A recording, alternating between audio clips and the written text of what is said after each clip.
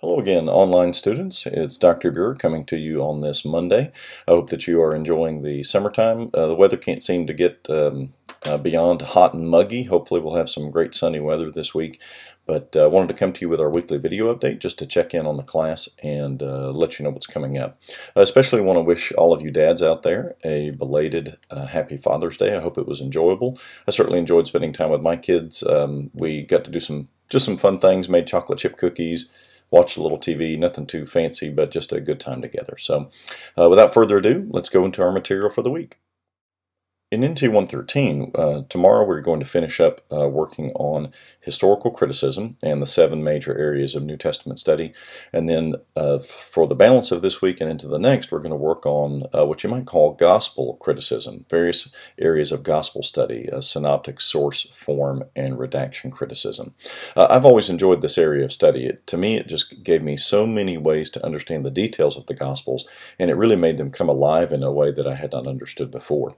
So I hope that you get the same kind of benefit out of this study. And also, we're going to finish our discussion tomorrow, and then we're going to move on to a new assignment focused on the outline for the research paper. Now, I want to reiterate several things about this outline. It is meant to be a full outline. In other words, it needs to have Roman numeral 1 with points A and B underneath, and each of those having various subpoints. It needs to be, classically defined, an outline of the arguments you're going to make in the paper. We also want it to be full sentences. You can't just put a phrase, you need to put a full sentence. What that does is it forces you to flesh out the argument that you're going to make in that particular section of the paper, which is a really important exercise at this point in the research. And then you also need to think carefully through your organization.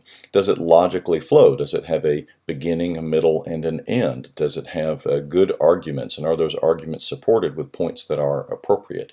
And then finally, if you do include footnotes, we need to have Turabian-style footnotes. We follow Turabian format, and I want you to use that if you include footnotes. Footnotes aren't required necessarily unless you quote a text as part of your outline, or if you include a quotation or something of that nature. But if you do include footnotes, they have to be Turabian format. So long and short, this outline, again, is building to the final paper. If your outline is in great shape, writing the final paper is a lot easier because all you have to do is flesh out each individual point.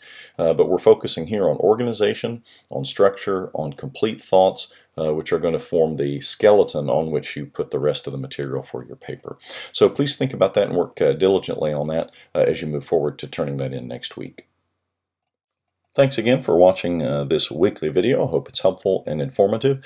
I want to encourage you to always contact me if you have any questions about the class. I'm available at any point by email or phone to talk about any particular issues.